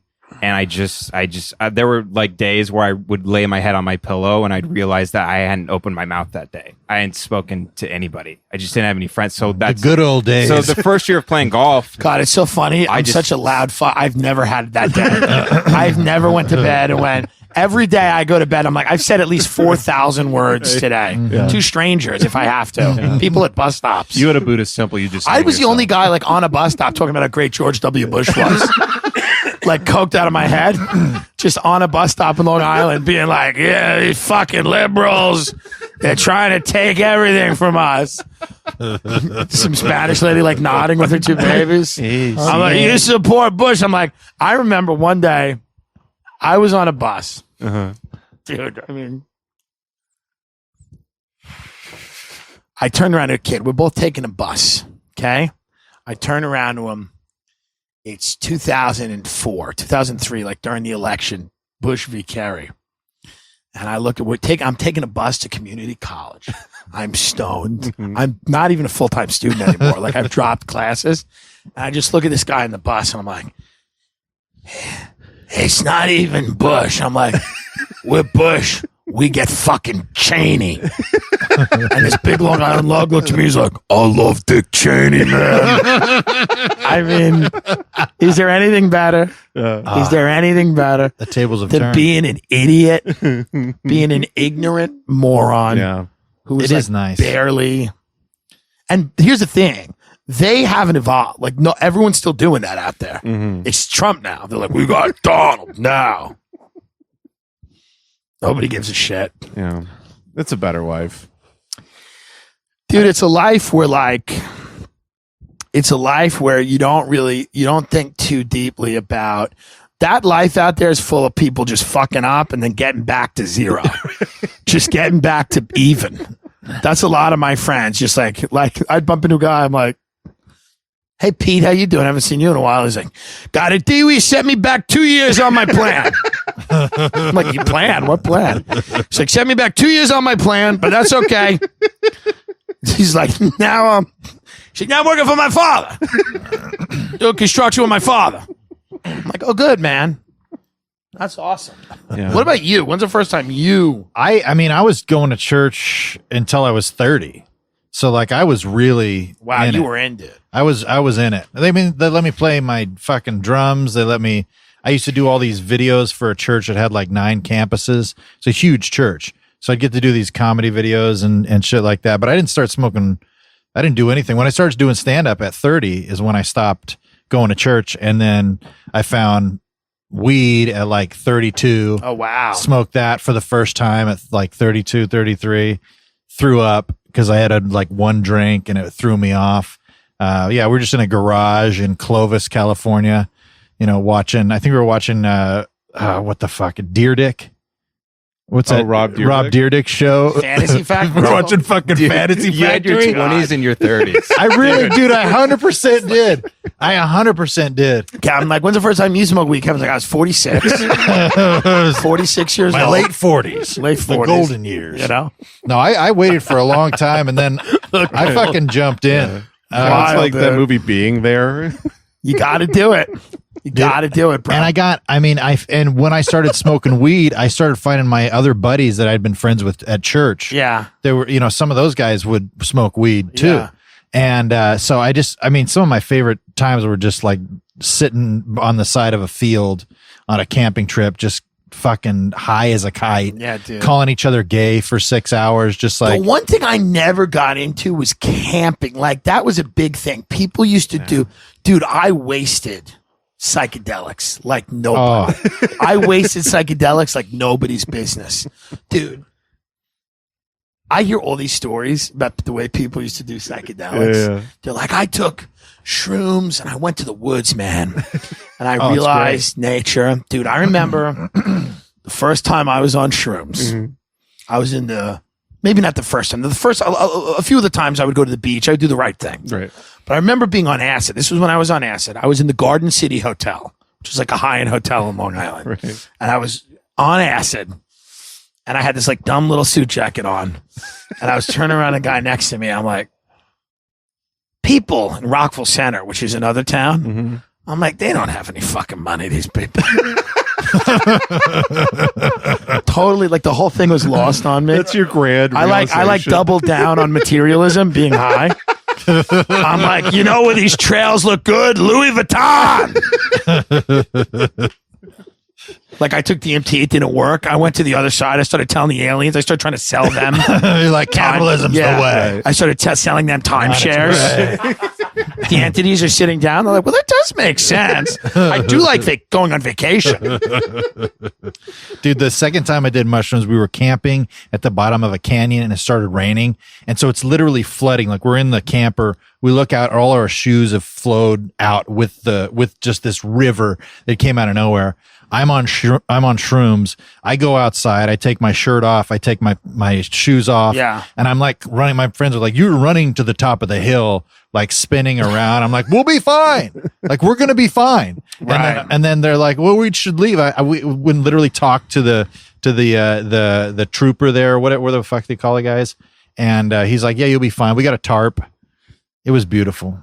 It was beautiful. I dug a channel from like where our camping was into the natural river, saw it flow, and I'm just like telling my buddies, like, see, it all works out, guys. You're about to kill yourself. Yeah. Yeah, you're about to end your own life. You've got a knife at your throat. Yeah. I think the first time I went Struck by lightning. camping, it like turned me off to camping. One of the first times I went with my Uncle Steve, and my Uncle Steve took me and my little cousin Brendan camping, and it rained for like 48 hours straight. And my Uncle Steve, we just sat in the tent and he listened to National Public Radio the whole time, and he was like, this country's run by war criminals. And I'm like, and later on, ironically, I was very susceptible to that message. But at that point, I was just like, this isn't fun. Where is the toasted marshmallow? Right. Yeah. Where's That's like the your trippy movie visions? moment. Like Yeah. the beginning of Tim Dillon is in that tent. In that tent, just sitting there. And One day I'll rant about war criminals. yeah, I was like, one day this will be my life. I'll be. He's a fun guy, man. Sometimes at Christmas, he'll be like, I like a little unrest, civil unrest. He's like, I don't want anyone to get hurt, but he's like, there's nothing wrong with a little lamb's blood on the door, you know? And I'm like, all right, we wish you a Merry Christmas. We wish you. I mean, some people have dark lives. It's one of those things where that's where my humor is dark, because I knew dark people. Mm-hmm. I just knew dark people, and we just the way it was. And, you know, that's why I laugh at the shit I laugh at, and I think shit's fucked up. And Well, because you lived a real life. yeah, well, I live some. I mean, I live some. We've talked about it. The fact that all three of us were raised in the church, like if we were better off being inundated with just lies, but in the safety of religion, you know, as opposed to Well, yeah, when we were watching Euphoria, we were like, thank God we grew up in the church. All these girls are just getting railed out. They're on pills. They're selling nudes to pedophiles on the internet. Yep. I mean, it's horrific. Doesn't it make you grateful when you watch that No, show? I want to be selling nudes to pedophiles, honestly. Yeah, well, I didn't get to take that opportunity. You know what I mean? Like I didn't. so have that that's chance. a television show. Like, I don't know. Like, No, that's what it's like, right? is has it? I talked to my friend's brother who's 15, and he said they do this thing on Instagram where they rate the girls, where they'll just post a picture of one of the girls in the class, and all the guys comment like about their features, personality, and would they date or would they not. And like guys will rate like 2 out of 10s. I mean, that's girls. a shitty thing to do, but weren't they doing that in the 50s outside of a diner somewhere? Yeah, Right. They just did that on the radio. I found a piece of paper. I mean, I thought you were going to say something much worse. Yeah, that is shitty. Shitty to do. But that's Yeah. how Facebook got started. Where does he live, this Yeah. kid? Houston. I mean, I couldn't. Is have it dealt like with that something bad? Like Like, that. have you talked to him about the school shootings and shit? Is he doing the drills? No, I'm kidding. I don't talk to anyone that age. yeah. So, are they doing drills? Is that really happening? I Yes. guess it is, Yes, right? they are. I was talking. Yeah. I was on a Kevin's date kids with are somebody going through it. yeah, they have my fucking 9-year-old is doing shooter drills. Dude, that's And she's like, fucking. Daddy, you got to walk in a serpentine pattern, Daddy, to avoid Dude, the that bullets. is fucking crazy. Yeah, it's Yep. pretty bleak. That is bleak. She also just believes 9/11 happened and didn't ask why. Dude, what the fuck is wrong with her? It's the I'm cereals you feed them. Dude, I'm telling something, man. It's because I You vaccinated them. this bitch into being a sheep. Yeah. No, what'd you learn? 9/11, well, what happened? Oh, people flew their planes into the towers. Hey, can I play Fortnite when I get home? I'm like, well, did they I'd like to tell you why it Yeah. happened? She's, no. I'm like, interesting. Dude, I remember like being stoned and having them going, they hate us for our freedom, and believing that. Right. Yeah. And then like years later, I'm like, oh, I was so stupid. Like I was just taken for a ride like everybody else. When did you flip on that, Tim? When did you get into conspiracy theories in general? I'd been listening to Alex Jones since 1999 or 2000, like when on the GCN network. Like I would, no, like almost That's immediately what it says after. on his Instagram profile. Yeah. Watching Alex Jones since 99. This is 99. Ride or die for Alex since 99. AJ all day.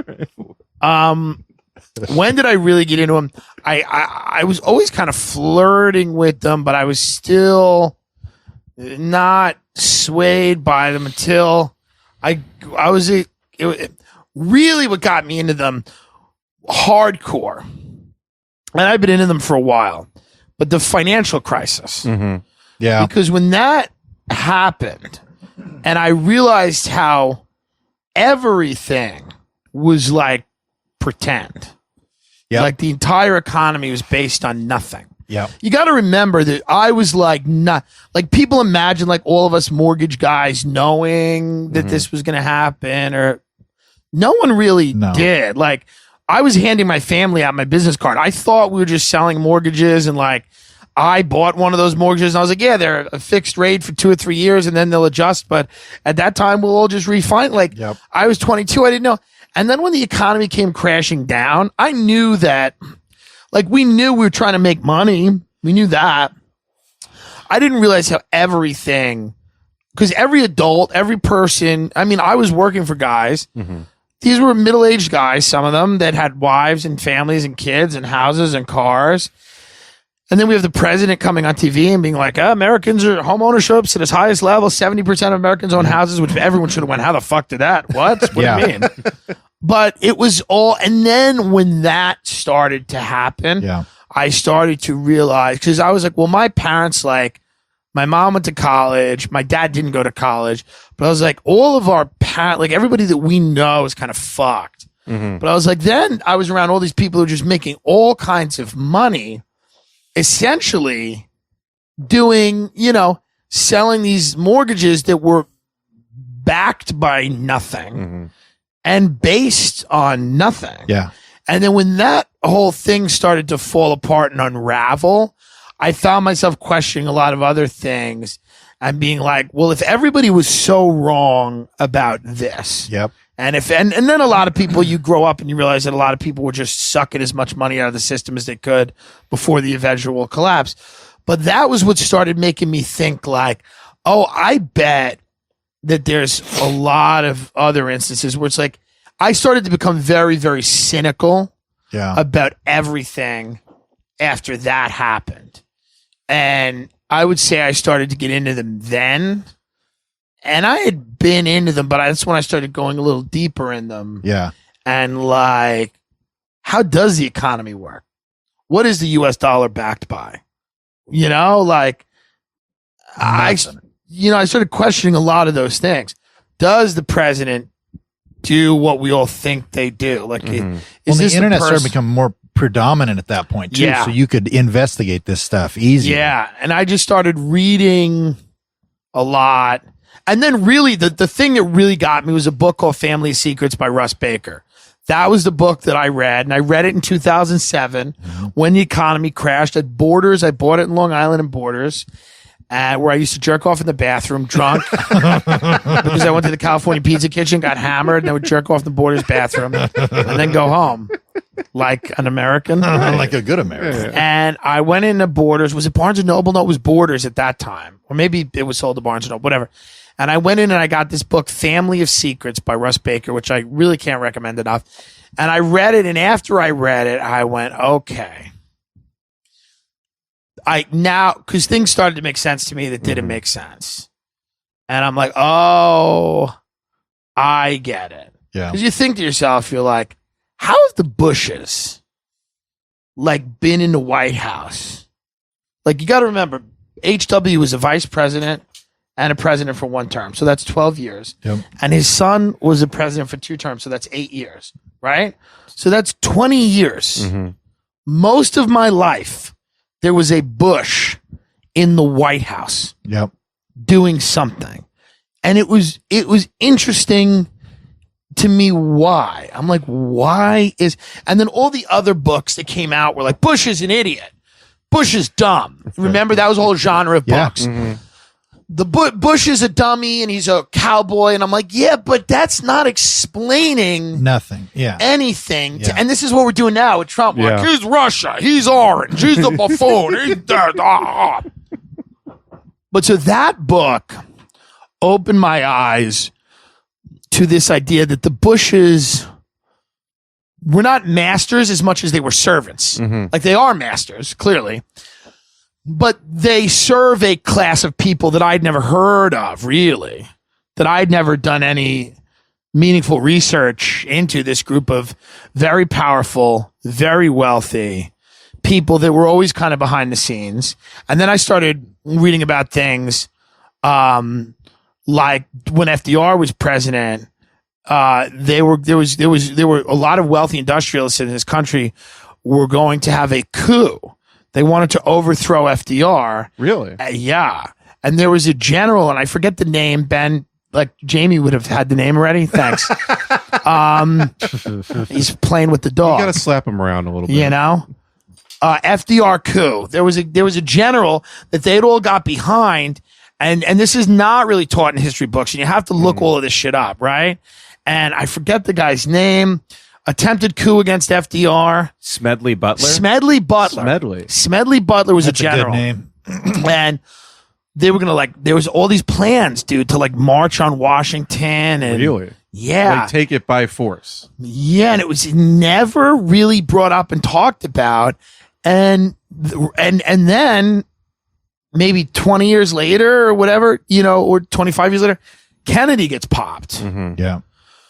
So you start to piece this stuff together and you start to read about this and you start to go, oh, that group of people really is very uncomfortable with democracy on any level, even the republic. They don't want anybody being able to impact their livelihoods and cost them billions of dollars, which makes sense to an extent when, you know, people go, well, if Kennedy is going to stop us from mining in the Amazon basin and stealing these minerals, or if Kennedy's going to make it harder for us to drill for oil, or if the CIA is not going to play ball and overthrow the governments in these Latin American countries so that United Fruit can go in there.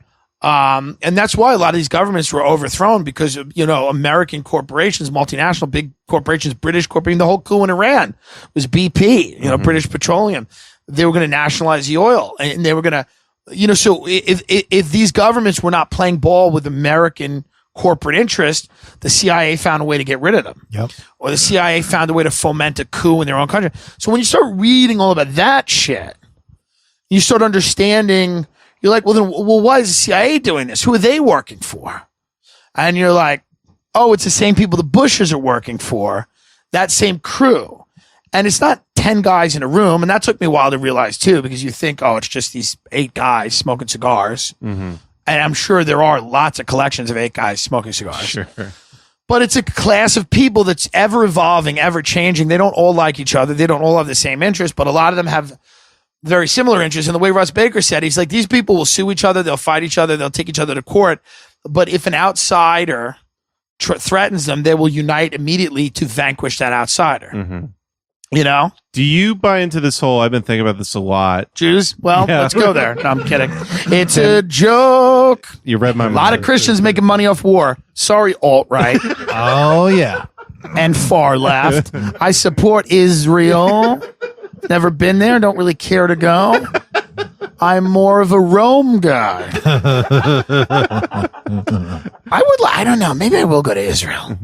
I was going to say, I've been thinking about, like, you think of social media, like it's kind of like the collective unconscious made into an actual thing. And that unconscious can now be fucked with in terms of algorithms. And is that like a way of these elites kind of controlling the discourse of Dude, I will tell you this. versus I don't Dems? know as much as I should about tech, and I will say this. What I know is terrifying. Yeah. What I know is terrifying. I think social media has gotten away from the elites a little bit too. I think technology has gotten away from them, and I think they're trying to clamp down, because I think it has woke people up a little bit, and it has made it much harder to pull off certain things. Like Epstein stuff. All of that stuff. That's a Dude, good we point. would not Yeah. know about Epstein without social media. You'd have no fucking clue. It would be hearsay. The major media would not print it. It would be some fucking journal. It would be in like Mother Jones. It would be in some thing that barely anybody read. It would be, and nobody would talk about it. And there would be no Trump. A guy like Trump, whatever you think about Trump, would have not gotten off the ground. Neither would have Bernie Sanders. You know, because they would have been shut out. You know? Right. Do you think they could like readjust? I might be wrong, but like readjusting, like just being like, okay, let's distract people while we buy all the water for the fucking Mad Max times in 20 years. Let's get people to argue about transgender bathrooms. Yeah. Here's the thing. I don't even think that they have to put that much effort in to distracting us. I just think that pretty much we're rotten to the core. I think it's decades of food additives, drug use, pharmaceuticals, bad living. I just think it's a steady diet of sugar, carbs, fat, booze, pills. Shit ton of pills. I think people are worked to the point where they are on the edge of a nervous breakdown. And then the art that we consume gets worse and worse. And I mean, it just, you know, it's simplistic. Not all of it. Some of it's great. But I mean, if you look at like mainstream shit, none of it's telling you to question anything. No. None of it's telling you to examine anything. Late night shows are just celebrities lip syncing. That's what people want. Oh yeah. I mean, it's talent shows. Yeah. It's like a pep rally. Yeah, and I think my whole thing is I think Americans know down deep that this is all built on a house of cards. I think Americans know down deep that it's all bad, and they don't want to look what's behind door number 2. I really believe that most people know that, and they either delude themselves into thinking that they don't believe that, or they just, as George Carlin said, everybody has a cell phone that makes pancakes. So people get into gadgets and gizmos, and when you here's the thing. It's almost worse when you wake up and realize how stacked the deck is against you. It's really hard to imagine that you're going to do anything. Like this girl, Greta Thunberg, that refuses to fly to bring attention to climate change. It's like, good, great, whatever. But also, what is that going to do? Yeah, nothing. You know what I mean? Like, I understand that it's good to wake up the younger generation. They're going to start demanding things. But it's also like, I like the idealism of some of them. Some of them, it's been misdirected. They direct it into the social justice thing. Right. But let's be honest. How many of these young people are going to grow up and be in their mid-30s or their late 20s and be like, oh, I just got to make money. Yeah. I don't have the guys like David Hogg, they went through a tragedy and whatever. They want to be historic figures. They want to be there. But you know what starts to happen, man? I remember after reading that Family of Secrets book and then I connected with Ray Kump later on and he had also read it. But I remember reading that book